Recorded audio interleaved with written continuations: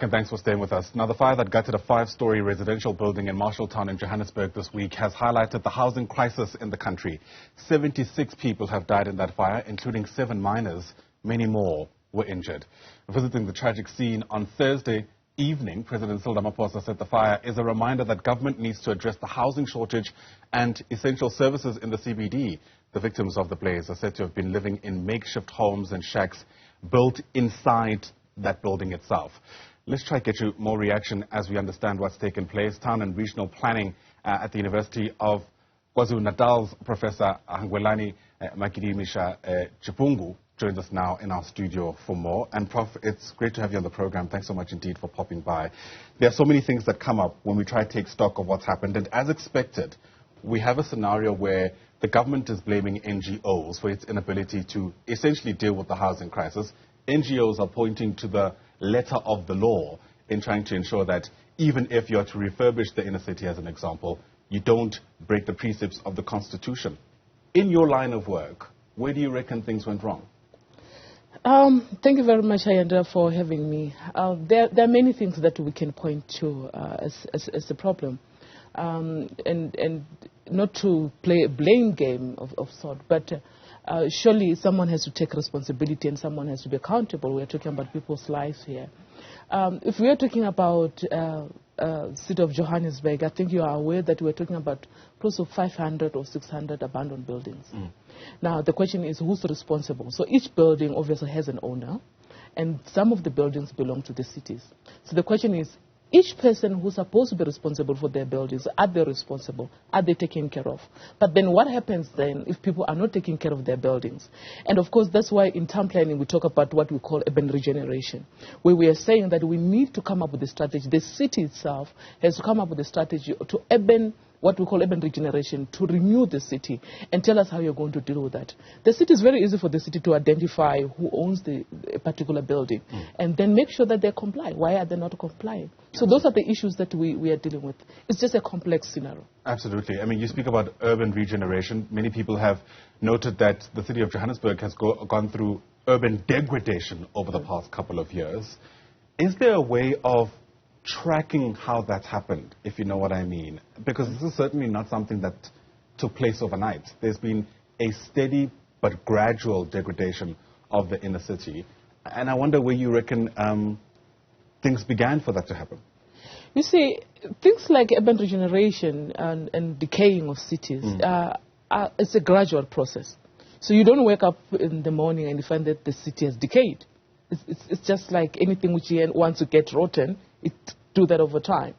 Now, the question is, where was everybody when the city is decaying? Where was everybody when the buildings were collapsing? Where was everybody when services are not being provided to the people who are staying there? So it is a process, like you're saying. It is a gradual process. So, and the problem went wrong when people are not doing what we call land use management. So you are required by law to do land use management, to always check buildings, to always make sure that buildings are actually delivering what they ought to be delivering. The type of land use, if it's residential, is that still a residential?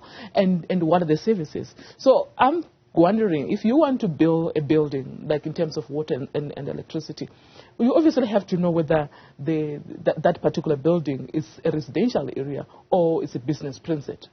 And now, if it's a residential area, then you have to respond accordingly. So what went wrong is land use management. We have not been doing land use management. We have not been following up on the strategies that we have in place. The city of Johannesburg does have urban regeneration strategies to some degree, but to what extent has that been implemented? And to what extent are private sectors coming on board? Because some of these buildings, they are actually belonging to the private sector. Yeah. You know, Lebogang Maile is among the officials who were present at the scene of this disaster. He, of course, is the Human Settlements MEC in Gauteng, and he's conceded that this has also highlighted the chronic issue of the housing crisis in our country. But more than that, we've also learned that the last time that there was even an inspection at that particular building was back in 2019.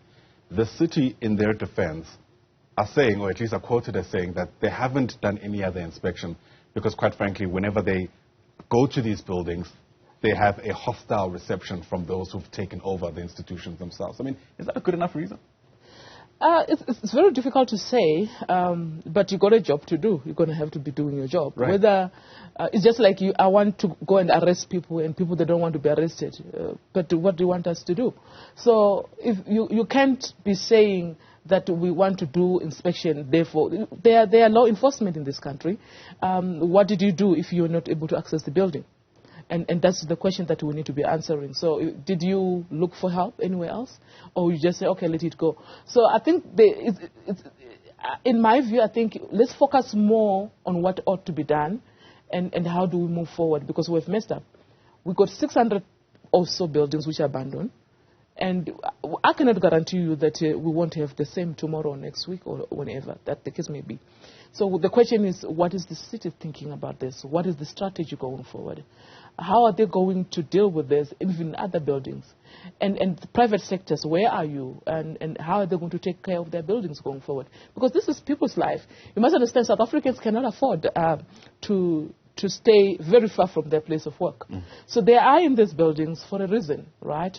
And of course, if you are looking at the building and you want to convert that into maybe a commercial use and invest in investment, you must understand that you are then already depriving people who are using that building as a residential area. So now the question is, how do we move forward? What is the plan with those buildings, which are residential areas? I do not think that there's any normal person who wants to stay in a dilapidated building if they had a choice.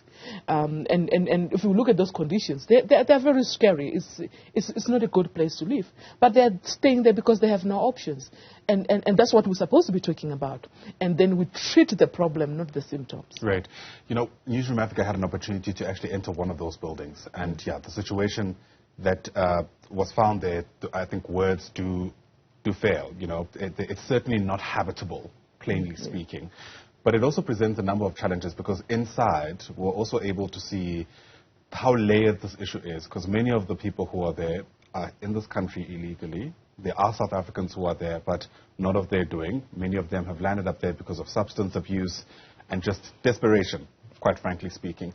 If we were to get it right by even just the initial stages of moving them out, I don't see how this can just be a government effort, if you know what I mean. Not to absolve the government from this. I think it goes without stating that they have a role to play. But there are social workers, I imagine, who have to get involved, the health department, and many other sectors, because, as I said, it's certainly a layered issue here.